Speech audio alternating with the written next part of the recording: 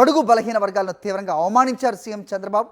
P4 launching సభలో చంద్రబాబు మాట్లాడుతుండగానే జనమంతా వెళ్ళిపోయారు. ఆ సమావేశం మధ్యలోనే ప్రజలు వెళ్ళిపోవడంతో చంద్రబాబుకు ఆగ్రహం కట్టలు తెంచుకుంది. బడుగు బలహీన వర్గాలను అవమానిస్తూ మాట్లాడారు. వారి ఆలోచనలు మారవని, ఆ పూట వరకే వాళ్ళ ఆలోచనలు ఉంటాయన్నారు చంద్రబాబు.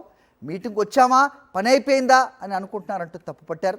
ముఖ్యమంత్రి వ్యాఖ్యల పట్ల బడుగు బలహీన వర్గాలు తీవ్ర ఆగ్రహం వ్యక్తం చేస్తున్నాయి. ఇలాంటి బడుగు బలహీనులంతా కూడా వాళ్ళ ఆలోచన అంతా ఆ పూటకే ఉంది. చెప్పినా కూడా ఆలోచించరు. ఇప్పుడు వచ్చారు, సగం మంది వెళ్ళిపోయారు. వాళ్ళ ఆలోచన వచ్చాం, మీటింగ్ అయ్యింది, మా పని అయిపోయింది అంటే మన ఆలోచన విధానాన్ని నేను తప్పుపడుతున్నా, మిమ్మల్ని కాదు.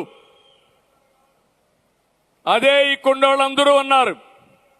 అంటే ఏంటి, వీళ్ళకు ఓపిక ఉంది, బంగారు కుటుంబాలకు ఓపిక లేదు. వీళ్ళ ఆలోచనలు ఆ పూటకేనంటూ మరి అంటే భవిష్యత్తు మీద వాళ్ళకి దృష్టి ఉండదా, లేదంటే బడుగు బలహీన వర్గాల నాయకులకు ఆలోచన ఉండదా అనే విధంగా ప్రస్తుతం ఆయన మీద నిజంగా ఆగ్రహం వ్యక్తం చేస్తున్నారు బడుగు బలహీన వర్గాలు. అప్డేట్స్ మా కరెస్పాండెంట్ సతీష్ అడిగి తెలుసుకుందాం. సతీష్, చెప్పండి, ఎలా చూడాలి ఈ వ్యాఖ్యల్ని? సో బడుగులు బలహీన వర్గాలు అంటూ ఆయన వేలెత్తి చూపిస్తూ వాళ్ళ ఆలోచనలు తప్పుపడుతున్నారు, అందుకే వీళ్ళు ఇక్కడ ఉన్నారు అన్నట్టుగా, వెనకబడి ఉన్నారన్నట్టుగా ఆయన చేసిన వ్యాఖ్యల్ని ఏ రకంగా చూడాల్సిన అవసరం ఉంది? ఏంటి మీ దగ్గర ఇన్పుట్స్?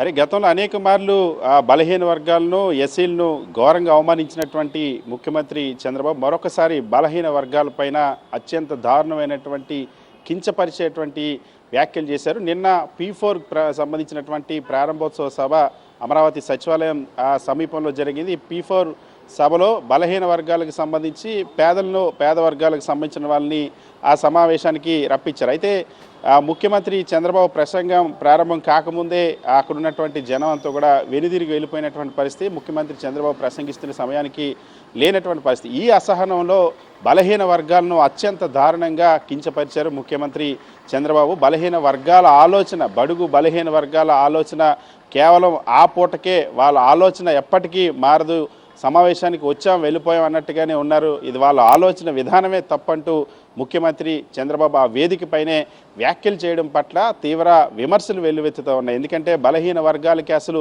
ఆలోచన ఉండదు, ఆ పూట వరకే ఆలోచిస్తారంటూ ముఖ్యమంత్రి చంద్రబాబు వ్యాఖ్యలు చేయడం అన్నది ఒక రాజ్యాంగబద్ధమైన అత్యున్నతమైనటువంటి హోదాలో ఉన్నటువంటి వ్యక్తి.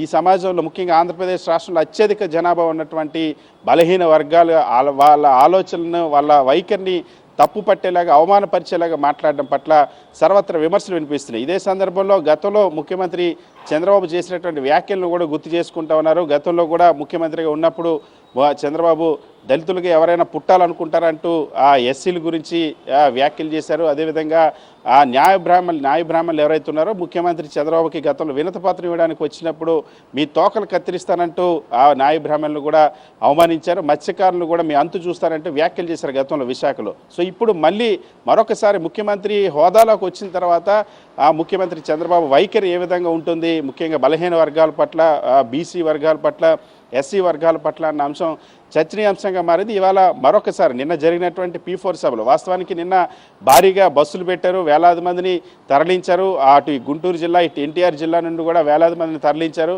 బంగారు కుటుంబాలని వాళ్ళకి పేర్లు పెట్టారు.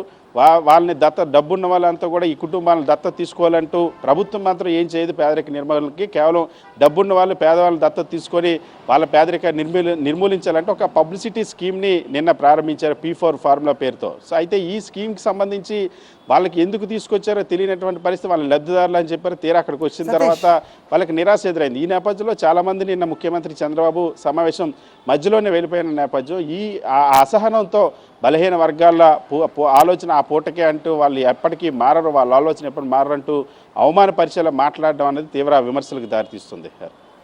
Right Satish, thanks for the inputs. So ఏ రాజ్యాంగ పదవిలో అయితే ప్రస్తుతం ఉండి ఆయన మాట్లాడుతున్నారో ఆ రాజ్యాంగ నిర్మాత బడుగు బలహీన వర్గాల నుంచి వచ్చిన వాళ్ళని మర్చిపోయి బడుగు బలహీన వర్గాలు ఎంత అభ్యున్నతికి వాళ్ళు వెళ్ళారు, ఎంత అత్యుత్తమ స్థాయిలో సేవలు అందించారు, సో మొత్తం యావత్ భారతదేశానికి ఏ విధంగా దారి చూపించారు అనేది మర్చిపోయి మాట్లాడడం అనేది నిజంగా విచారకరం.